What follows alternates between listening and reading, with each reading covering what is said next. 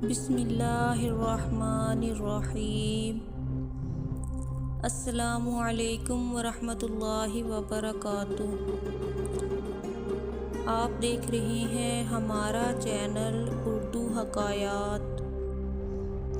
आज की इस वीडियो में हम एक नेक आदमी की हकायत बयान करने जा रहे हैं।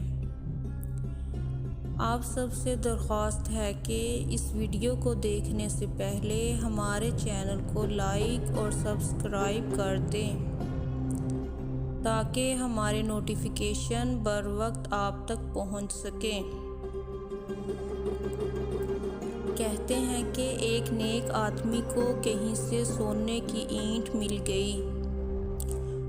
दुनिया की इस दौलत ने इसके नूरे बातिन की दौलत छीन ली और वो सारी रात यही सोचता रहा कि अब मैं संगे मरमर की एक आलीशान हवेली बनवाऊंगा, बहुत से नौकर चाकर रखूंगा, उम्दा खाने खाऊंगा और आला दर्जे की पोशाक सिलवाऊंगा।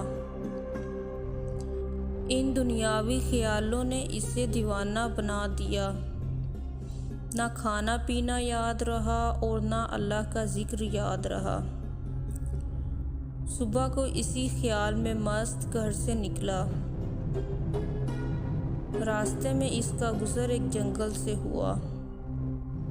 वहाँ इसने देखा कि एक शख्स एक कब्र पर बैठकर मिट्टी गूंद रहा है ताकि इससे ईंटें बनाए।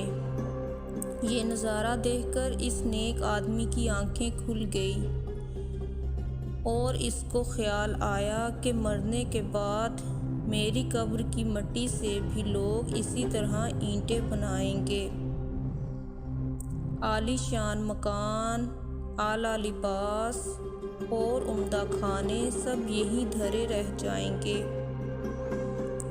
इसलिए सोने की ईंट से दिल लगाना बेकार है। हाँ, दिल लगाना है तो अपने खालिक से लगा। ये सोचकर इसने सोने की ईंट वहीं फेंक दी और फिर पहले की तरह ज़ुहद व क़नाअत की ज़िंदगी बसर करने लगा।